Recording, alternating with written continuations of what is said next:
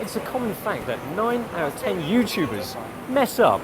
And last Sunday, June the something, Digital Rev TV received a number of complaints for their 200mm f2.8L video, saying that they just pissed about, sitting down, getting drunk.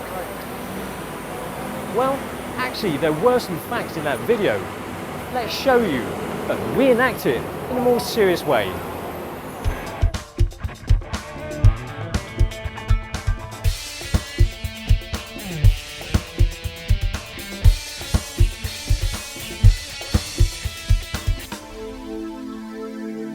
This review remix will be a mashup to balance the slightly restricted seriousness of the last video with some straight-faced serious talk. You're shit, and you know you are. You're shit, and you know you are. Today we're reviewing the Canon 200mm. Today we're reviewing the Canon EF 200mm f2.8L2 lens from Canon. Oh, he's quick. Oh, look at that. It's pretty good. Go on, turn over it. Now this actually focuses really quick. What about when you go from far to near? Oh, that was really quick. It's bloody quick, that is. It certainly is no less of a lens in terms of sheer performance than the f2. The f2.8 focuses quick. It is quicker to focus than it takes Rooney takes to pick out the granny he thinks has the most attractive blue rinse. This focus is really quick, but I'm just focusing on things really far away. How about if I focus from something far away to something really close? Now that's at infinity. Oh, that was quick. That's great. Top tip, guys. Always put a camera strap on your camera, otherwise it might fall in the water. Oh, I could have done better myself. So you just do it like, ooh. It goes in. Have it in the sun.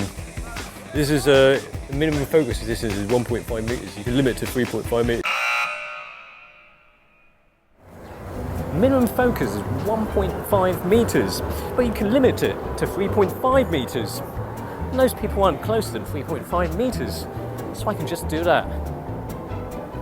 And it won't go all the way to the close focusing limit. Oh, he fell over. He fell over. You see, it's actually got internal focus, so the bit at the front doesn't come in and out like that. This is really good. Look at that. And this has actually got internal focusing. All the action happens right here, on the inside and to the rear. But the thing is, this doesn't have IS, otherwise known as image stabilization. So when you're all like this, your shots are all like that. The 200mm f2L does have IS, but it's bloody heavy.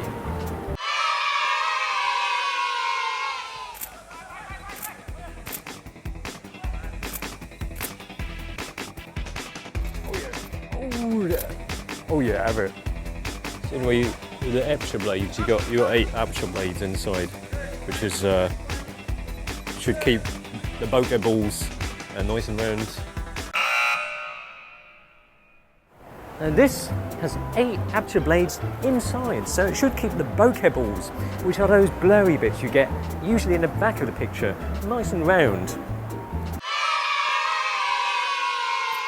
It's even wide open as well. But when you shoot wide open, there's a bit of vignetting, dark bits on the sides.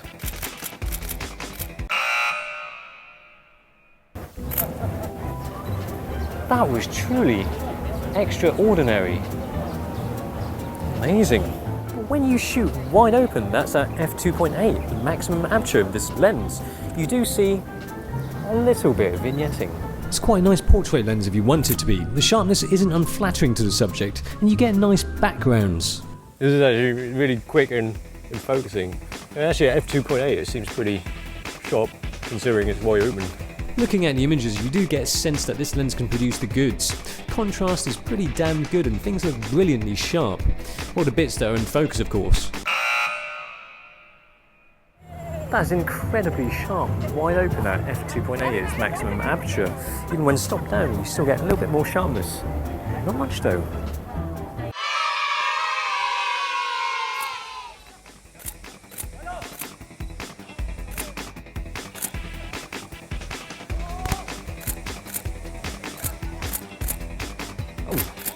Go on.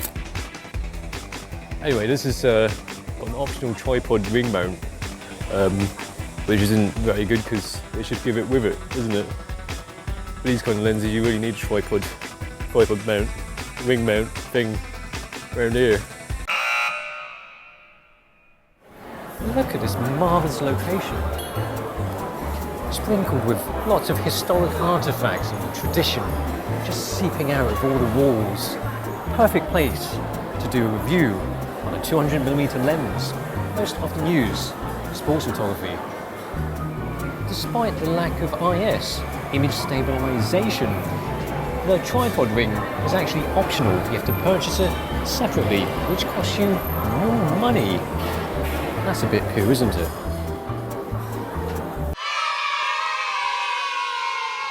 This really feels good. Build quality is amazing. Really quite heavy though. It's 765 grams, really solid and long. The design of this is pretty good, solid and long. Well, this lens is not weather sealed, unfortunately, so you can't throw the weather at it. But it's got a nice focus ring here. It's really nice and chunky here, so you make sure you put your camera on the right place. But unfortunately, there's no zooming because it's not a zoom lens. It's a prime lens, isn't it? So it's not zoom. So this lens is not weather sealed, so you can't get the weather inside of it, unless it's sunny, of course. And this bit is nice and large and rubbery, mainly because there's no zoom ring, because this is not a zoom lens. There really aren't that many bad things to say about this lens, only that the no IS and the fact that there is a faster, albeit more expensive and heavier 200mm around that does have IS. That is probably the ultimate 200mm for Canon, but not necessarily the most usable one. I mean, the f2L is a kick-ass lens, but it's heavy and will make the bank that you loan money from rape you with their interest rates. The f2.8L is a brilliant lens too.